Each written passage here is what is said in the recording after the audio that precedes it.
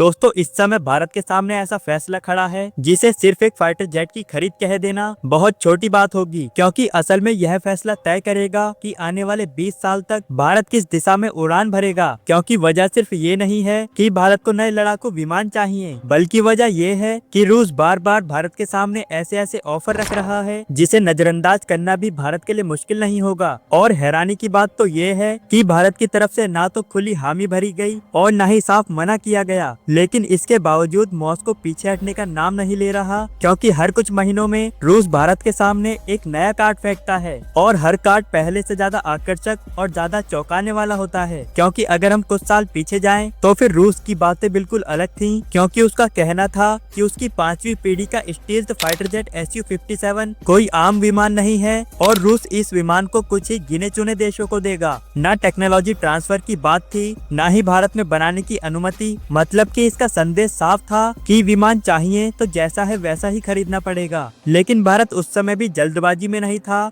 और भारत ने ध्यान से सब कुछ देखा और फिर खामोशी साध ली। लेकिन यही खामोशी रूस के लिए परेशानी बन गई, क्योंकि जैसे ही रूस को यह एहसास हुआ कि भारत सिर्फ नाम या दबाव में कोई फैसला नहीं लेने वाला है, और फिर उस समय से ही रूस की रणनीति बदलनी शुरू हो गई। क्योंकि पहले जो देश टेक्नोलॉजी ट्रांसफर का नाम तक नहीं लेता था, आज वही देश अचानक कहने लगा है कि भारत चाहे तो पूरी तकनीक ले सकता है। और फिर बात आगे बढ़ी और ये कहा गया कि अगर भारत चाहे तो इस विमान का निर्माण भी भारत में ही कर सकता है, और वो भी मेड इन इंडिया के तहत। और यह रूस के रवैये में एक बड़ा बदलाव था। लेकिन दोस्तों भारत अभी भी पूरी तरह संतुष्ट नहीं दिख रहा है, क्योंकि इसके बाद जो हुआ उसने पूरी डिफेंस इंडस्ट्री को चौंका दिया है। दरअसल रूस ने भारत के सामने अपने सबसे संवेदनशील और भविष्य के इंजन को पेश कर दिया। क्योंकि दोस्तों वो इंजन जो अभी तक रूस में भी पूरी तरह ऑपरेशनल नहीं है, जो अभी तक टेस्टिंग और फाइन ट्यूनिंग के दौर से गुजर रहा है, ये इंजन रूस के लिए सिर्फ एक टेक्नोलॉजी नहीं बल्कि उसकी एयर पावर का भविष्य माना जाता है। लेकिन इसके बावजूद रूस ने कहा कि अगर भारत इस डील में दिलचस्पी दिखाता है तो फिर ये इंजन भी भारत को दिया जा सकता है।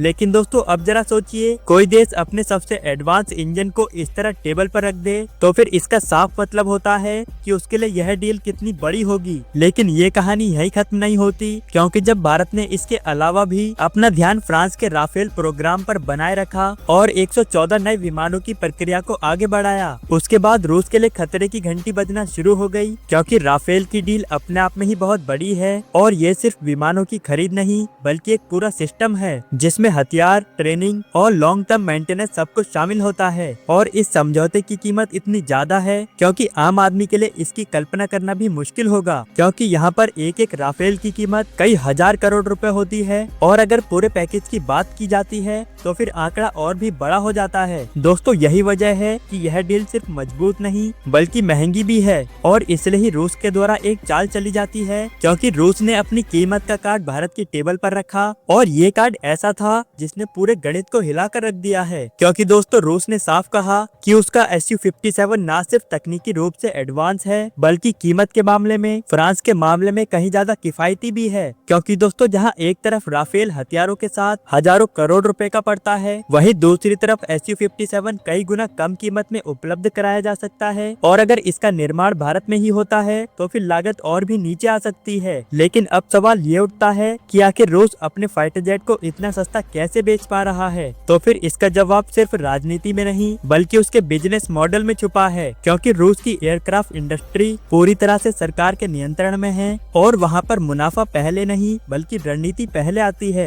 क्योंकि रूस चाहता है कि उसके विमान को ज्यादा से ज्यादा देशों की वायुसेना का हिस्सा बनाया जाए ताकि उसका पूरा इकोसिस्टम मजबूत हो। दूसरी तरफ पश्चिमी देश प्राइवेट कंपनियों पर निर्भर हैं, जहां पर मुनाफा सबसे पहले देखा जाता है और इसी वजह से कीमत भी काफी ज्यादा होती है। इसके अलावा Su-57 को बनाते समय रूस ने पहले से मौजूद प्लेटफॉर्म्स का इस्तेमाल किया है। लेकिन इसका मतलब ये नहीं है कि यह विमान पुराना है, बल्कि इसका मतलब ये है कि रिसर्च और डेवलपमेंट में होने वाला भारी खर्च काफी हद तक बच गया है। और यही कारण है कि Su-57 फाइटर जेट को उसकी असली कीमत से काफी कम कीमत में पेश किया गया है। लेकिन दोस्तों फाइटर जेट की कीमत सिर्फ उसे खरीदने का ही मामला नहीं होता, बल्कि असली खर्च उसके पूरे जीवन काल में सामने आता है, क्योंकि हर उड़ान, हर मेंटेनेंस साइकिल और हर अपग्रेड की कीमत जुड़ती जाती है। और इस मोर्चे पर भी रूस का दावा है कि उसका विमान उड़ाने में और मेंटेनेंस करने में पश्चिमी विमानों के मुकाबले सस्ता पड़ेगा। दोस्तों इसका मतलब साफ है कि लॉन्ग टर्म में एयरफोर्स पर इसका सीधा आर्थिक बोझ कम होगा। और दोस्तों जैसा कि हम सभी जानते हैं कि भारत और रूस का रिश्ता काफी पुराना है, क्योंकि अगर भारत फ्रांस की तरफ जाता है तो फिर भारत को काफी महंगाई का सामना करना पड़ सकता है, क्योंकि उसके एक जेट की कीमत कई करोड़ों में होती है।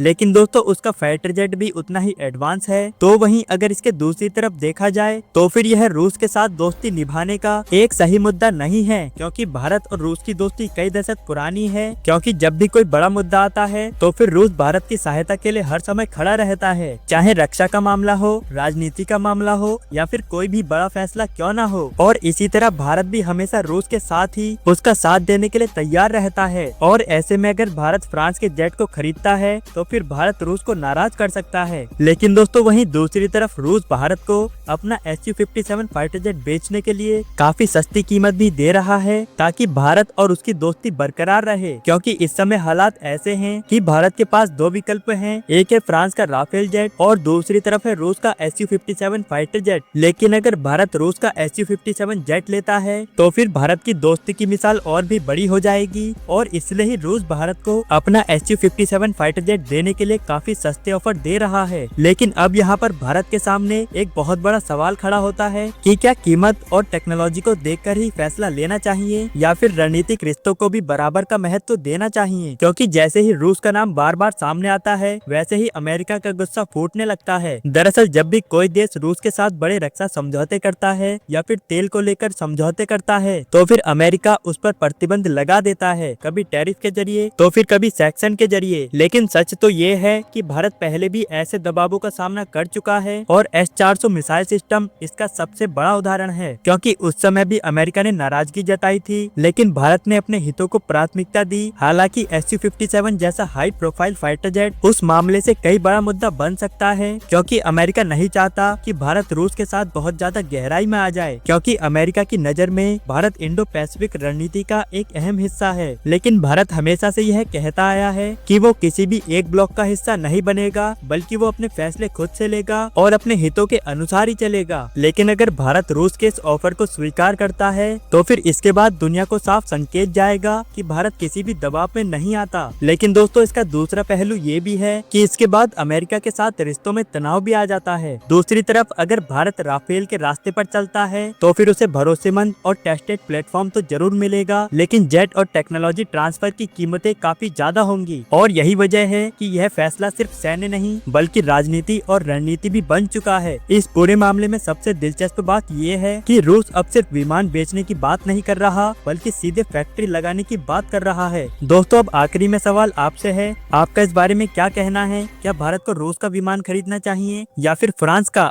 अपनी राय नीचे कमेंट बॉक्स में जरूर दें। मिलेंगे अगली वीडियो में, तब तक के लिए जय हिंद।